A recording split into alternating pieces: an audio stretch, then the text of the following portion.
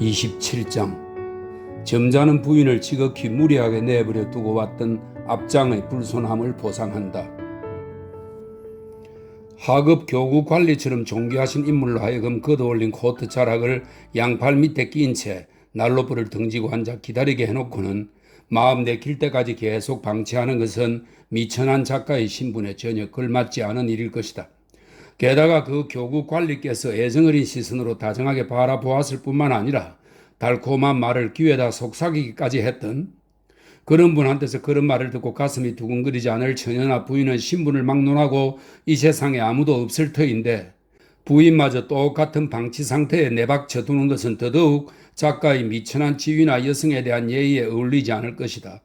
따라서 지금 이 글을 적어 내려가는 필자는 자신의 분수를 잘 알고 또 이 지상에서 높고 중요한 권위를 부여받은 분들에게 합당한 존경심을 간직하고 있다고 확신하는 사람이기에 그런 분들의 지위에 적합한 경의를 표하고 또 그분들의 높으신 신분과 그 결과인 훌륭하신 덕성이 필자에게 엄중히 요구하는 모든 격식을 갖춰 그분들에게 마땅한 예우를 해드리고자 황급히 서두르는 바다.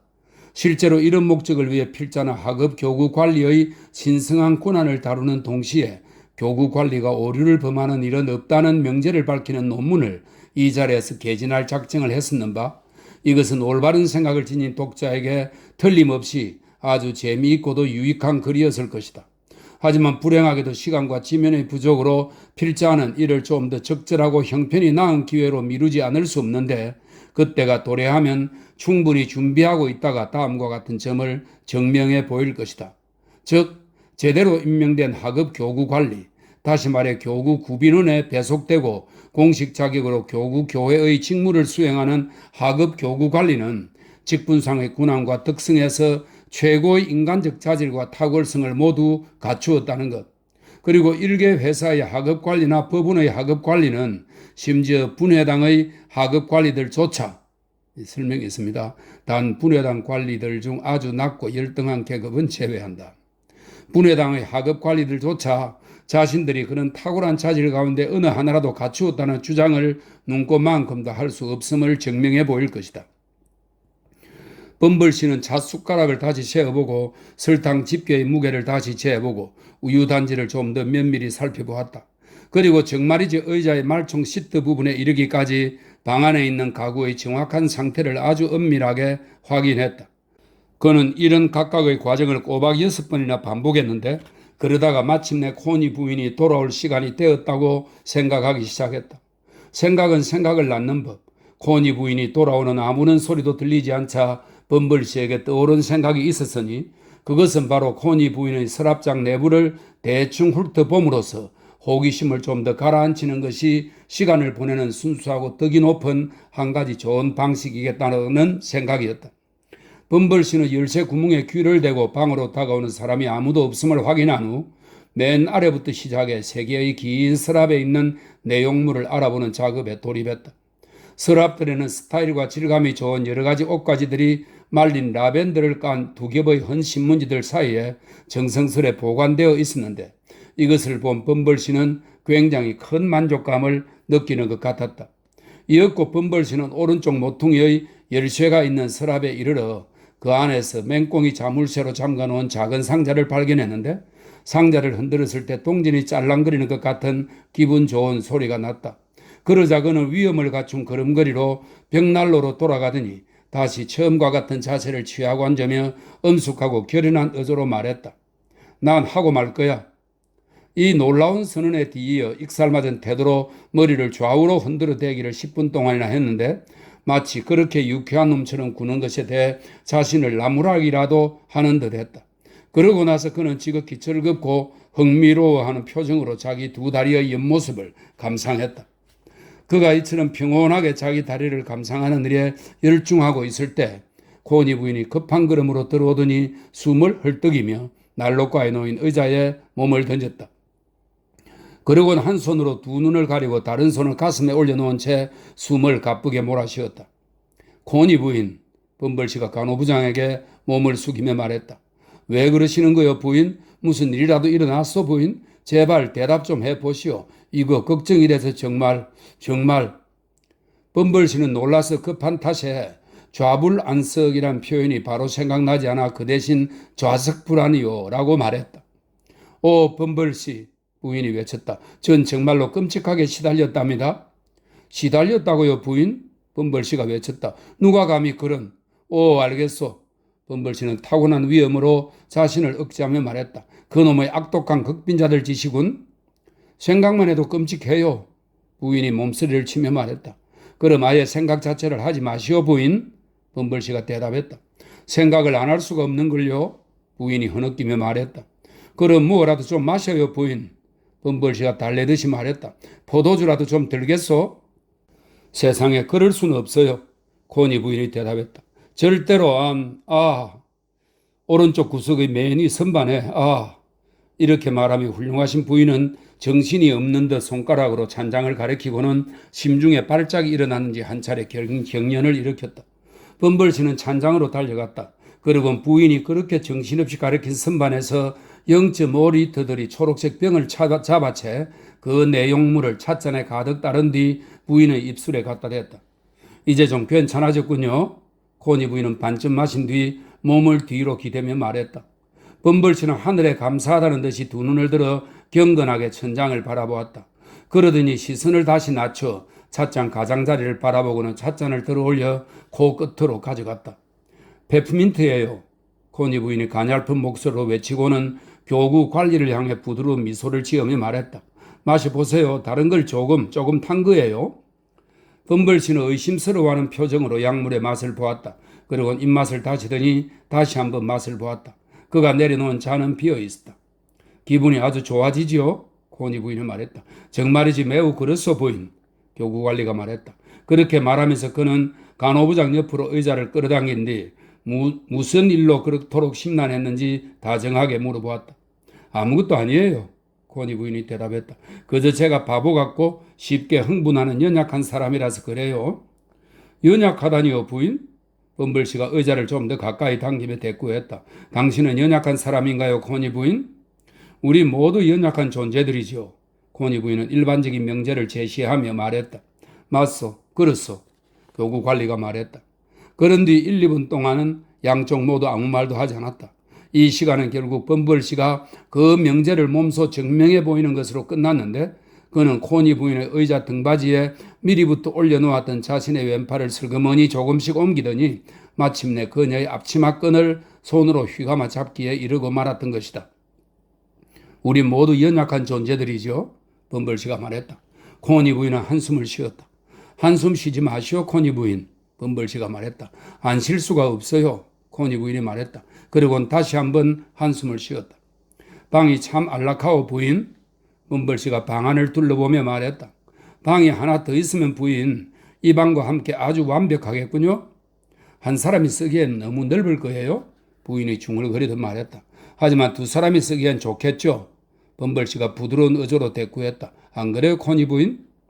교구관리가 이렇게 말했을 때 코니 부인은 고개를 숙이었고 교구관리도 코니 부인의 얼굴을 바라보기 위해 고개를 숙였다.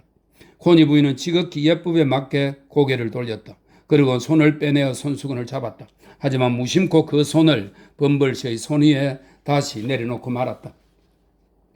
이사회에서 석탄을 공급해 주겠지요. 안 그래요 코니 부인? 교구관리는 부인의 손을 다정하게 꼭 쥐면서 물었다. 네, 양초도요. 코니 부인이 범벌씨의 손을 살짝 쥐어 반응해 주면서 대답했다. 석탄, 양초, 게다가 집세까지 무료라. 범벌씨가 말했다. 오, 코니 부인, 당신은 참말로 청사요. 부인은 이런 격렬한 감정 표출에 무감각한 존재가 결코 아니었다. 그녀는 범벌씨 품 안에 푹 안겼고 신사양반은 흥분한 나머지 그녀의 정숙한 코에 쪽 하고 정열적으로 입을 맞추었다. 이처럼 교구에 부합하는 완벽함은 없으리. 범벌씨는 환희에 가득 차 외쳤다. 슬라우스의 병세가 오늘 밤 더 나빠졌다는 걸 아시오? 나의 황홀한 미녀여? 네, 코니 부인이 수줍은 듯이 대답했다. 의사 말로는 일주일을 못 넘길 거라고 하오? 범벌씨는 계속해서 말했다. 그 사람이 지금 이 구비는 원장이니 그가 죽으면 그 자리는 공석이 될 거고 그를 마땅히 새로 메꿔야 할 거요. 오 코니 부인, 이처럼 좋은 기회가 또 어디 있겠소? 두 사람의 마음과 살림살이를 합칠 이처럼 좋은 기회가 말이오? 코니 부인은 흐느꼈다. 한마디 짧게 승낙의 표시를 안 해주시겠소? 범벌씨는 수줍어하는 미녀한테로 몸을 구부리면서 말했다. 한마디 아주 짧고 간단하게 말이요. 천사 같은 내 콘이. 뜻대로 하겠어요. 간호부장은 한숨을 터뜨리듯 말했다. 하나만 더 대답해 주시오. 교구관리는 계속해서 말했다. 당신의 사랑스러운 감정을 진정시키고 하나만 더 대답해 주시오. 날짜를 언제로 잡으면 좋겠소? 코니 부인은 입을 열어 말하려고 2차례나 시도했지만 2번 다 실패했다. 마침내 그녀는 용기를 내서 범벌씨의 목을 2팔로 껴안고는 그가 원하는 대로 최대한 빨리 나를 잡아도 좋다고 말했다. 그리고 그를 매력 만점의 사랑스러운 멋쟁이라고 불렀다. 일이 이렇게 만족스럽고 애정 충만하게 합의되자 두 사람은 페퍼민트가 든 음료를 다시 한 잔 가득 따라 마심으로써 둘 사이의 계약을 엄숙히 추인했으니 이것은 부인의 마음이 동요하고 흥분한 상태였기 때문에 특히나 더욱 필요한 절차였다. 이 절차가 진행되는 동안 부인은 펌벌씨에게 노파가 사망한 사실을 알려주었다. 잘 알겠소. 신사 양반이 페퍼민트 음료를 한 모금 마시면서 말했다. 내가 집에 가는 길에 사우베린의 가게에 들러 내일 아침에 사람을 보내라고 말해두겠소. 당신을 놀라게 한 게 그거였소. 사랑스러운 코니? 뭐 별거 아니었어요. 부인은 얼버무리듯이 말했다. 별거였음에 틀림없는데 사랑스러운 코니? 범벌씨가 주장했다. 당신의 사랑 이 범벌한테 말해보지 않으려? 지금은 안 돼요. 부인이 대꾸했다. 나중에 적당한 때에 말할게요. 우리가 결혼하고 난 뒤에 말이에요. 우리가 결혼하고 난 뒤라니. 범벌씨가 외치듯 말했다. 설마 저 구비는 극빈자 사내놈들 가운데 어떤 놈이 주제넘게 수작을 걸어온 건 아니겠? 아니요, 그건 아니에요, 내 사랑. 부인이 황급히 말을 막으며 말했다. 만약 그런 경우라면 범벌씨는 말을 계속했다. 만약 어떤 놈이 감히 그 천한 눈을 들어 당신의 아름다운 얼굴을 이상한 시선으로 바라본 것이라면 그들은 아무도 감히 그러지 못할 거예요, 내 사랑. 부인이 응답했다. 아무렴 그랬다간 범벌씨는 주먹을 불끈 쥐면서 말했다. 교구 사람이건 교구 바깥 사람이거든. 누구도 감히 그러려는 자가 있으면 나와보라고 해. 2번 다시 그런 짓을 하고 싶지 않도록 내가 확실히 깨닫게 해줄 테니까. 아무런 격렬한 몸짓이 동반되지 않았다면 이 말은 부인의 매력을 높이 칭찬하는 말처럼 들리지 않았을지도 모른다. 하지만 범벌씨가 이 위협적인 말을 하면서 많은 호전적인 몸짓을 곁들였으므로 코니 부인은 그 헌신적인 사랑의 증거에 깊이 감동했고 곧 크게 찬탄하면서 정말이지 비둘기처럼 사랑스러운 연인이라고 단언했다. 그 후 이 사랑스러운 연인은 외투깃을 올려 세우고 삼각모를 머리에 썼다. 그리고 미래의 반려자와 길고도 다정한 포옹을 나눈 뒤에 다시 한번 차가운 밤바람 속으로 용감하게 걸어나갔다. 다만 남자 극빈자들을 수용한 건물에 몇 분 동안 들러 그들을 조금 괴롭혔는데 자신이 구빈 원장의 직무를 적절한 혹독함으로 수행할 수 있는지 한번 확인해버리는 목적에서였다. 자신의 자격이 충분함을 확인한 범벌씨는 가벼운 마음으로 미래의 승진에 대한 밝은 전망을 품고서 건물을 떠나갔고 장의사의 가게에 다다를 때까지 내내 그의 생각은 그런 전망들로 가득 차 있었다. 그 시각 사우베리 부부는 차와 저녁 식사를 하러 나가고 노 클레이폴은 먹고 마시는 2가지 기능의 편리한 수행에 필요한 것 이상으로는 스스로 몸을 움직일 생각을 하는 법이 전혀 없는 사람인지라 평소 가게를 닫는 시간이 지났건만 가게 문은 아직 열려 있었다. 범벌씨는 지팡이로 계산대를 몇 번 두드렸다. 하지만 아무도 대답하는 사람이 없었다. 그는 가게 안쪽의 작은 거실 유리창으로 불빛이 새어나오는 것을 보고 무슨 일이 벌어지고 있는지 한번 들여다보기로 과감히 결정했다. 그런데 안에서 벌어지는 광경을 실제로 보았을 때 그는 적잖이 놀라고 말았다. 저녁 식사가 차려져 있었는데 식탁 위에 버터 빠른 빵과 접시와 유리잔, 흑맥주 단지와 포도주 병 등이 꽉 들어차 있었다. 식탁의 윗자리에는 노 클레이폴 씨가 안락의자의 한쪽 팔걸이에 2다리를 걸치고 아무렇게나 쭉 늘어져 한 손에는 접는 칼을 다른 손에는 버터 바른 큼지막한 빵 덩어리를 들고 앉아 있었다. 바로 옆에는 샬럿이 서서 통에서 굴을 꺼내 까주었고 클레이폴 씨는 그것을 엄청나게 개걸스러운 식욕으로 받아먹는 호의를 베풀었다. 이 젊은 식사의 코 부위가 보통 이상으로 빨갛고 오른쪽 눈이 계속 감겨 있다는 사실은 그가 약간 술 취한 상태라는 것을 보여주었다. 이 증상은 그가 굴을 굉장히 맛있게 먹는다는 점을 통해 확실히 증명되었는 바 굴에 대한 그의 식욕을 만족스럽게 설명할 수 있는 것은 오직 우리가 몸 안에 열이 올랐을 경우 열기를 식혀주는 굴의 성질을 한층 강력히 음미하게 된다는 사실밖에 없기 때문이다. 이거 아주 맛있게 생긴 살찐 놈이야. 내 사랑 너. 샬럿이 말했다. 먹어봐 어서. 이것만은 꼭. 굴은 참말로 맛있는 음식이라니까. 클레이폴 씨는 샬럿이 준 굴을 삼키고 말했다. 단지 너무 많이 먹으면 영락없이 속이 불편해지니 그건 참 유감이야. 그렇지 않니 샬럿? 정말 잔인한 일이야. 샬럿이 말했다. 맞아. 클레이폴 씨는 동의했다. 넌 굴을 안 좋아해? 별로.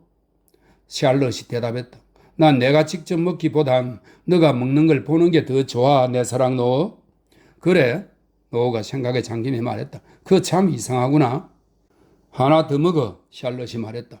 여기 가장자리 털이 정말 아주 예쁘고 보드라한 놈이 있어. 이제 더 이상은 못 먹겠어. 노가 말했다. 정말 미안해. 이리 와 샬럿 키스해 줄게. 뭐라고? 범벌씨가 방 안으로 뛰어들며 말했다. 이놈 그 말 다시 한번 해봐. 샬럿은 비명을 지르며 얼굴을 앞치마로 가렸다. 클레이폴 씨는 두 발을 바닥에 내려놓는 것 이상으로 아무런 자세도 바꾸지 못한 채 술 취한 그대로 공포에 사로잡혀 교구 관리를 멍하니 쳐다보았다. 다시 한번 말해봐. 이 사악하고 뻔뻔하기 짝이 없는 놈아. 범벌씨가 말했다. 어떻게 감히 그런 말을 입에 담는단 말이냐? 그리고 이 파렴치한 날라리년 감히 꼬리치면 남자를 부추기다니 뭐? 키스해준다고? 범벌씨는 몹시 분노하며 외쳤다. 나 원참.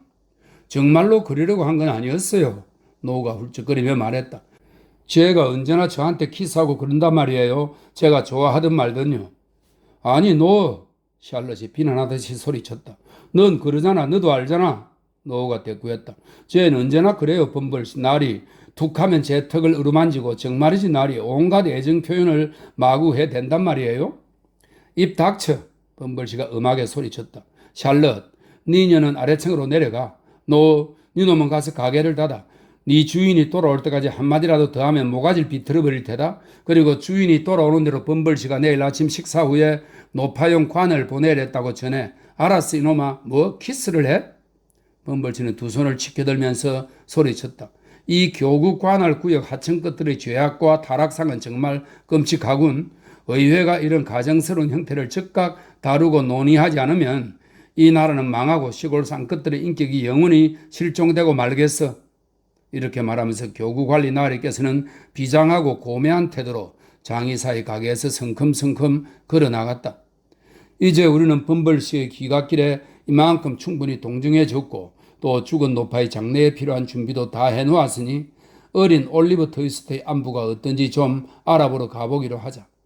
그가 아직도 토비 크래킷이 버리고 간 그 도랑에 쓰러져 있는지 확인하러 가보기로 하자. 28장 올리버의 상황을 살피고 그의 모험을 계속 따라간다. 망할 놈들, 늑대한테 목이나 물어 뜯겨라. 사익스는 이를 갈며 중얼거렸다. 내가 너희 중 몇 놈 상대할 수 있다면 좋을 텐데 그럼 네 놈들은 한층 더 쉰 목소리로 지저대게 될 텐데. 사익스는 그의 무지막지한 성질이 허락하는 최대한의 무지막지한 광포함으로 위와 같은 저주를 으르렁거리듯 내뱉으며 무릎을 구부려 그 위에 부상당한 아이의 몸을 눕혔다. 그러고는 고개를 돌려 한순간 추적자들 쪽을 바라보았다. 안개 낀 어둠 속에서 눈으로 식별할 수 있는 것은 거의 없었다. 하지만 사내들이 크게 외쳐대는 소리가 허공을 찢으며 진동했고 비상 상황을 알리는 종소리에 자극받은 인근의 개들이 짖는 소리가 사방에서 울려 퍼졌다. 야, 이 겁쟁이 개새끼야, 거기서. 강도는 토비 크래킷을 향해 크게 외쳤다. 토비는 긴 다리를 최대한 이용해 이미 저 앞에서 달아나는 중이었다. 거기서. 사익스의 반복되는 명령에 토비는 완전히 정지에 멈춰섰다. 자신이 권총의 사정거리에서 벗어나 있는지 확신하지 못한 데다 사익스가 아무렇게나 상대해도 될 만한 기분 상태가 아님을 알았기 때문이다. 돌아와. 사익스가 격렬한 손짓으로 공범을 부르며 소리쳤다. 애 나르는 것 좀 거들란 말이야. 토비는 돌아가겠다는 표시를 했다. 하지만 느릿느릿 걸으면서 숨이 가빠 헐떡이는 낮은 목소리로 몹시 내키지 않는 이름을 제법 역력히 내비쳤다. 좀 더 빨리 오지 못해? 사익스가 발치에 있는 메마른 도랑에다 아이를 내려놓고 호주머니에서 권총을 꺼내며 소리쳤다. 허튼 수작 부릴 생각 마. 그 순간 뒤에서 소리가 한층 크게 들려왔다. 사익스가 다시 돌아다 보니 죽여가는 사람들이 벌써 그가 있는 들판의 출입문으로 기어오르고 그들보다 몇 걸음 앞에서 두 마리의 개가 달려오는 것이 보였다.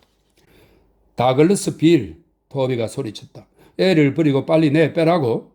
이렇게 작별의 충고를 건네며 크레키 씨는 적한테 붙잡히는 확실성보다는 동료의 총에 맞아 죽을 불확실성에 운을 걸기로 작정하고 단호의 꽁무니를 빼서 전속력으로 달아났다. 사익스는 이를 꽉 악물고 주위를 한번 둘러보았다. 그리고 방금 전까지 올리브를 황급히 감싸들고 왔던 어깨 망토를 축 늘어진 올리브의 몸 위에 던져놓고 마치 뒤쫓아오는 사람들의 주위를 올리브가 쓰러져 있는 지점이 아닌 다른 데로 돌리기라도 하려는 듯 울타리 정면을 따라서 달려갔다. 그 울타리와 직각으로 만나는 또 다른 울타리 앞에 이르자 그는 1초쯤 멈추었다가 권총을 공중으로 높이 내 던진 뒤 단번에 울타리를 펄쩍 뛰어넘어 사라져버렸다. 얘들아 그만. 뒤쫓던 자들 중 한 사람이 겁먹은 듯한 목소리로 외쳤다. 핀처, 넵튠, 자 이리 와 그만. 개들은 주인들과 마찬가지로 그 순간 하고 있는 일에 대해 특별한 재미를 느끼지 못했는지 즉각 명령에 응했다. 그러는 사이 3명의 남자가 들판으로 진입해 얼마가 나아가다 걸음을 멈추고 서로 상의하기 시작했다. 내 충고는 아니 적어도 내 지시라고 한다면 말이야. 일행 중 가장 뚱뚱한 사람이 말했다. 당장 집으로 돌아가세. 자일스 씨에게서 좋으시다면 저는 뭐든지 좋습니다. 키가 좀 더 작은 사내가 말했다. 그는 결코 날씬한 몸매가 아니었으며 겁에 질린 사람들이 대개 그렇듯이 얼굴이 몹시 창백하고 태도가 매우 정중했다. 나도 무리하게 굴고 싶지 않습니다. 두 양반님네들. 세 번째 사내가 말했다. 개들을 불러 돌아오게 한 사람이었다. 자일스 씨께서 다 알아서 판단하실 일이죠? 물론이죠. 키 작은 사내가 대답했다. 게다가 무엇이든 자일스 씨께서 하시는 말씀을 우리가 주제넘게 반박하는 건 있을 수 없는 일이죠. 그럼요, 있을 수 없죠. 전 제 처지를 잘 안답니다. 하늘에 감사하게도 전 제 처지를 잘 알지요. 진실을 말하건대 키 작은 사내는 정말로 그 순간 자신이 놓인 처지를 잘 아는 듯 했거니와 그것이 바람직한 처지가 결코 아니라는 것을 완벽하게 잘 아는 듯 했다. 왜냐하면 말하면서 머리가 울리도록 이를 다닥다닥 맞부딪히며 떨었기 때문이다. 자네 무서운가 보군, 브리틀스. 자일스 씨가 말했다. 아니요. 브리틀스가 말했다. 아니긴 뭐가 아니야? 자일스가 말했다. 터무니없는 소리 마세요, 자일스 씨. 브리틀스가 말했다. 거짓말 마라, 브리틀스. 자일스 씨가 말했다. 서로 반박하는 이 네 분의 말은 그러니까 자일스 씨의 비아냥에서 비롯된 것이었다. 그리고 자일스 씨의 비아냥거림은 바로 상대방이 경의를 표하는 척하며 그에게 집으로 돌아가는 책임을 뒤집어 씌운 데 대한 분노에서 비롯된 것이었다. 세 번째 사내가 이 언쟁을 지극히 철학적으로 종결시켰다. 내가 사태의 본질을 말씀드리겠소, 두 양반님네들. 그가 말했다. 우리 모두 무서워하고 있는 거요. 당신 자신에 대해서만 말하시오, 선생. 자일스 씨가 말했는데 셋 중 가장 얼굴이 창백한 사람은 바로 자일스 씨였다. 난 지금 그러고 있는 거요. 사내가 대답했다. 이런 상황에서 무서워하는 건 자연스럽고 지당한 일이요. 솔직히 나는 무섭소. 저도 그렇습니다. 브리틀스가 말했다. 다만 무서워한다고 그 사람한테 떼놓고 타박할 필요는 없다 이거죠. 이렇게 솔직히 인정하는 말을 듣고 자일스 씨는 누그러져서 자신도 무섭다고 즉시 고백했다. 그러기가 무섭게 세 사람은 모두 몸을 뒤로 돌려 더없이 완벽한 만장일치 아래 집을 향해 달리기 시작했는데 그러다가 마침내 일행 중 가장 숨이 빨리 차는 사람인데다 쇠사랑을 들고 뛰느라 지장이 많았던 자일스 씨가 아주 위험있게 잠깐 멈추자고 주장했고 이어서 자신이 아까 성급하게 말한 데 대해 사과를 했다. 하지만 말일세 자일스 씨가 해명을 하고 난 뒤 말했다. 사람이 피가 끓어오르면 무슨 짓이든 다 할 수 있을 것 같으니 놀라운 일 아닌가? 난 살인이라도 하고 말았을 거네. 정말로 그랬을 거네. 우리가 그 강도놈들 중 하나라도 붙잡았다면 말일세? 다른 두 사람 역시 비슷하게 행동했을 것이라는 예감이 분명히 들었고 또 자일스 씨와 마찬가지로 그들도 격정이 모두 다 식어버렸으므로 자기네 기분이 그렇게 갑자기 변한 이유에 대한 논의가 그들 사이에 얼마간 벌어졌다. 그 이유가 뭔지 난 알겠네. 자일스 씨가 말했다. 들판의 그 출입구 때문이야? 맞아요. 아마 그것 때문일 거예요. 브리틀스가 큰 소리로 외치며 즉각 수긍했다. 내 말이 틀림없을 거네. 자일스가 말했다.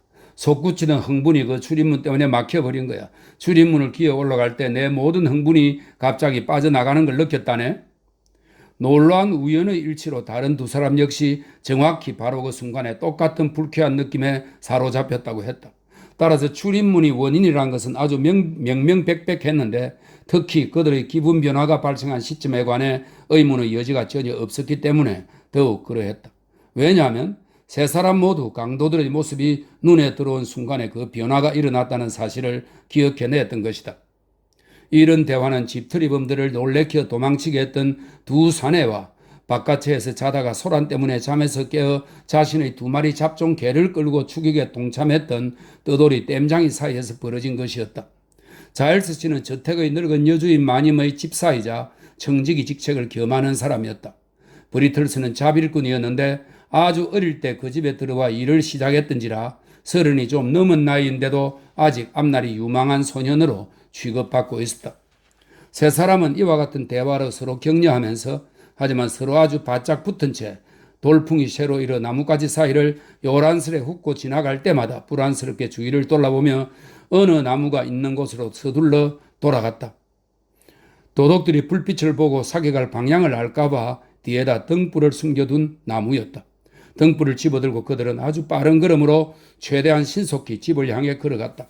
그들의 거무스름한 형체를 더 이상 식별할 수 없게 된 한참 후까지도 불빛이 반짝거리고 춤추는 모습을 멀리서 볼 수 있었을 터인데 그것은 마치 등불이 컴컴하고 습기 찬 대기를 빠르게 뚫고 지나가는 가운데 그 대기가 뭔가 숨을 토해내는 듯한 느낌이었다.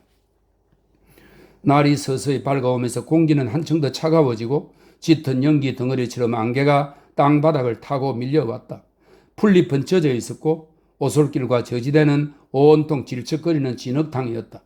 건강에 해로운 한 줄기 습기 찬바람이 공허한 신음소리를 내며 음울하게 지나갔다. 여전히 올리브는 사익스가 버리고 간 그 지점에서 꼼짝도 않고 정신을 잃은 채 쓰러져 있었다. 아침은 빠르게 다가왔다.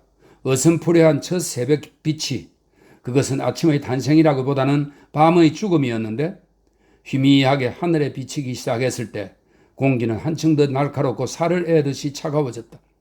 어둠 속에서 흐릿하니 무시무시해 보이던 사물들이 점점 뚜렷해져 마침내 낯익은 본래의 형상을 드러냈다. 비가 내렸고 빠르고 굵은 빗방울이 잎이진 숲을 위로 후두둑거리며 시끄럽게 떨어졌다. 그러나 올리브는 몸을 때리는 빗방울을 느끼지 못했다.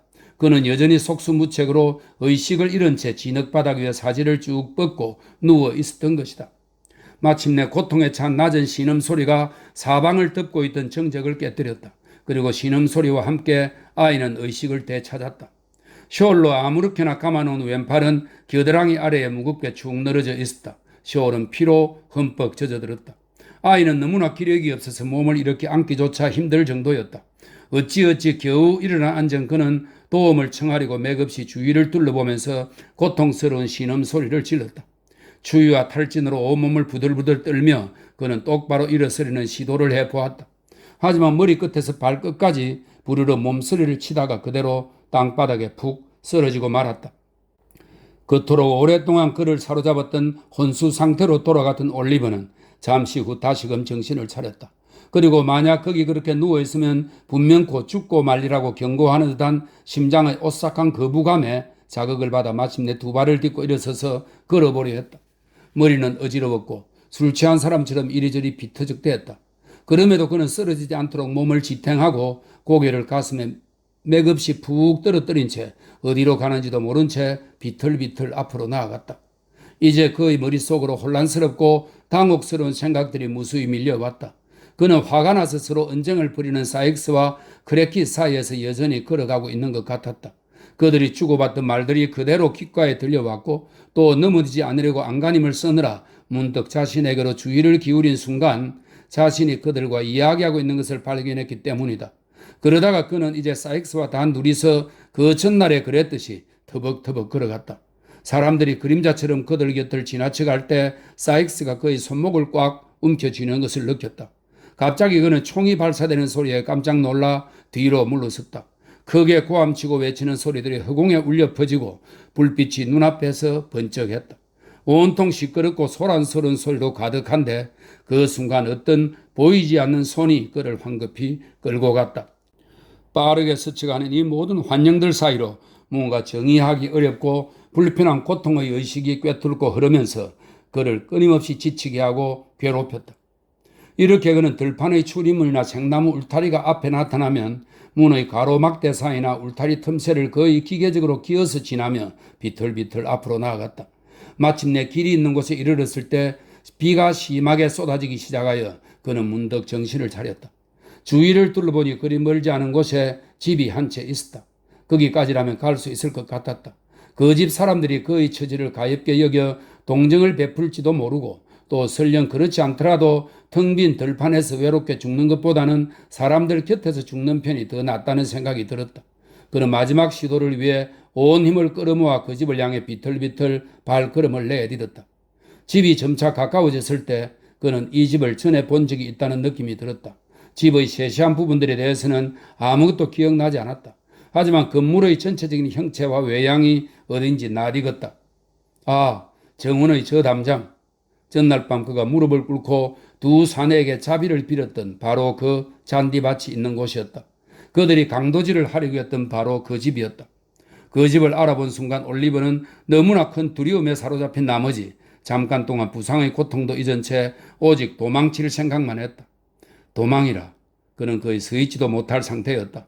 게다가 설령 그가 자꾸 어리 몸에 깃던 그 모든 최상의 힘을 온전히 다 지닌 상태였다 할지라도 그에겐 도망칠 곳이 아무데도 없었다. 그는 정원 앞 대문을 밀어보았다. 경첩이 달린 문은 잠그지 않아서 휙 열리며 돌아갔다. 그는 비틀비틀 잔디밭을 가로질러 가서 청개를 기어 올라간 뒤 힘없이 문을 두드렸다. 그러곤 완전히 탈진하여 작은 현관의 기둥 한쪽에 기댄 채 쓰러지고 말았다.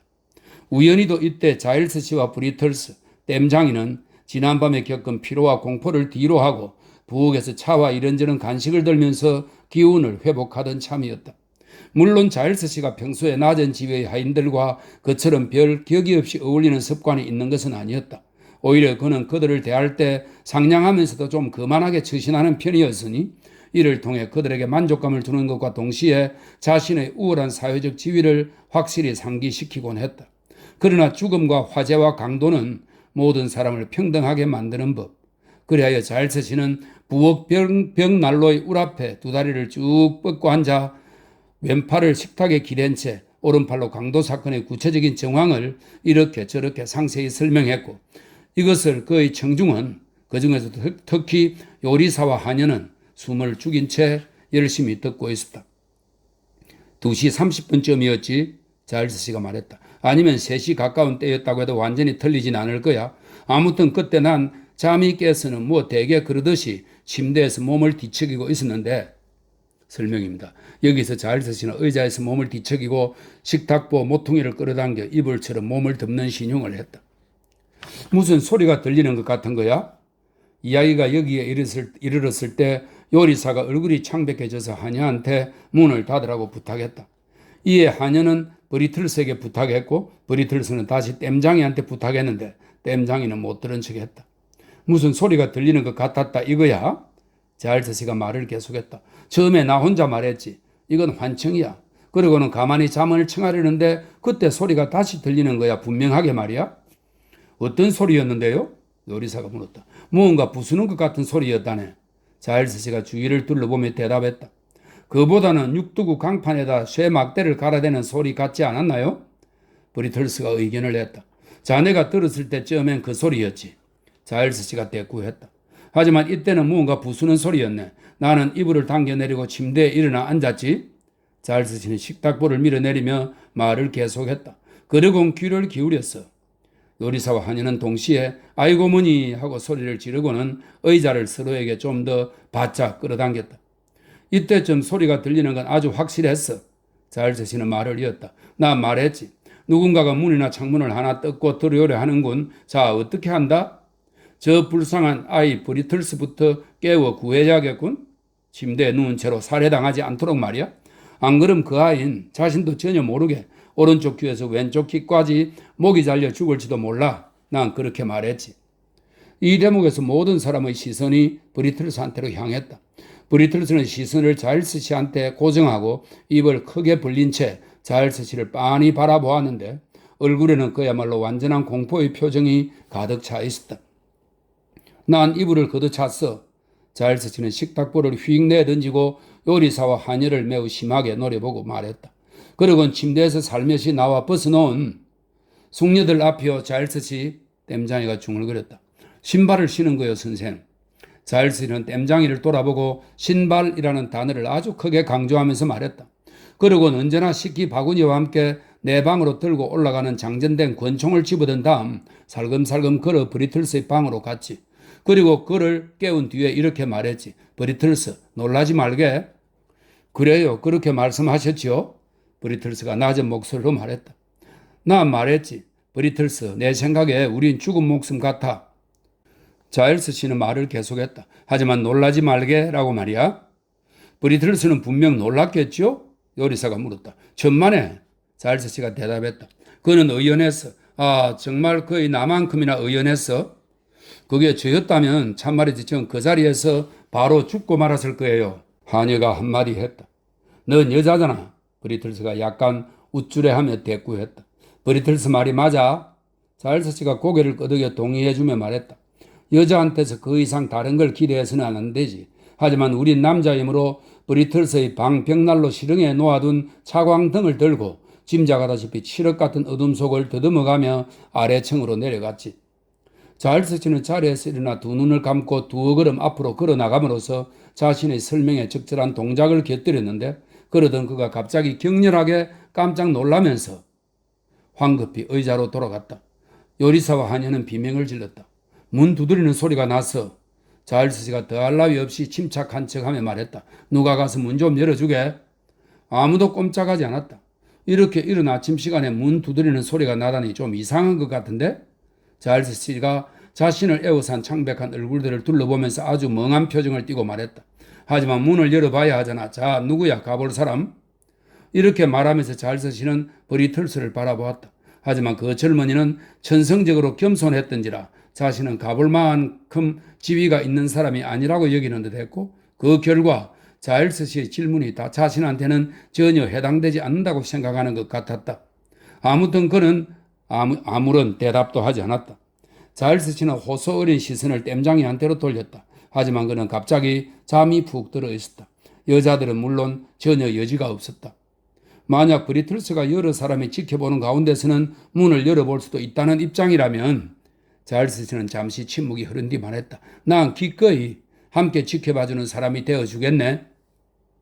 나도 그러겠소. 땜장이가 잠들 때만큼이나 갑자기 잠에서 깨어나며 말했다. 브리틀스는 마침내 이 조건을 수락하기로 했다. 그래서 일동은 덧창을 열고서 알게 된 사실이지만 날이 이미 환히 밝았다는 것을 발견하고 어느 정도 안심하며 개들을 앞세우고 위층으로 올라갔다. 아래에 남는 게 무서웠던 두 여자들도 맨 뒤에서 따라갔다. 자일스 씨의 충고에 따라 그들은 모두 큰 소리로 떠들어대므로써 밖에 있는 누군지 모를 악당에게 자신들이 수적으로 우시하다는 경고를 보냈다.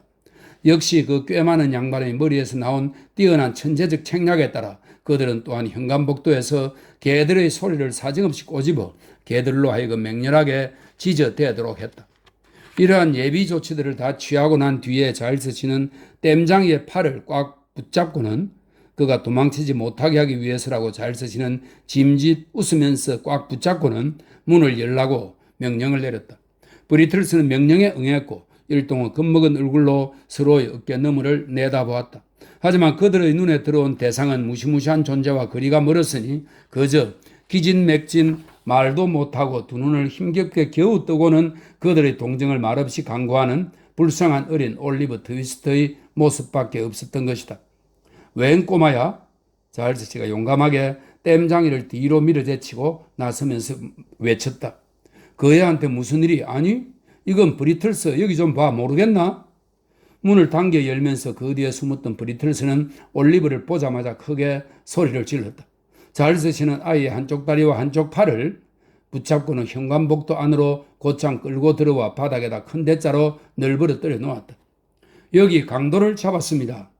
자일스 씨가 엄청나게 흥분한 어조로 계단 위쪽을 향해 큰 소리로 외쳤다. 도둑놈 하나를 잡았습니다. 마님. 도둑놈을 잡았습니다. 아가씨. 부상당한 놈입니다. 아가씨. 제가 쏜 놈입니다. 아가씨. 브리틀스는 불을 비추고 있었고요. 등불로 말입니다. 아가씨. 소리가 더 잘 들리도록 입가에 한 손을 대고 브리틀스가 외쳤다. 요리사와 한이는 자일스 씨가 강도를 잡았다는 소식을 전하러 위층으로 달려 올라갔고 댐장에는 교수형을 당하기 전에 죽어버리지 않도록 올리브의 의식을 회복시키고자 열심히 애를 썼다. 이렇게 소란과 야단법석이 한창 벌어질 때 문득 고운 여자 목소리가 들려와 모든 소동은 즉시 잠잠해졌다. 자일스, 계단 위쪽에서 목소리가 속삭이듯 말했다. 네, 여기 있습니다, 아가씨. 자일스 씨가 대답했다.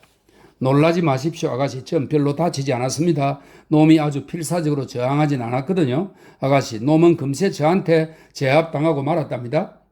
쉿, 조용히. 젊은 아가씨가 대답했다.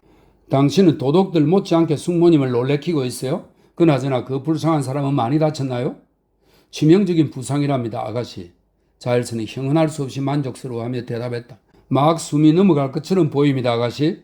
브리틀스가 아까와 같은 자세로 크게 외쳤다. 내려와서 한번 보지 않으시려는지요, 아가씨? 정말로 혹시 죽을지도 모르니까요? 쉿, 제발요. 자, 진정을 좀 해요, 응?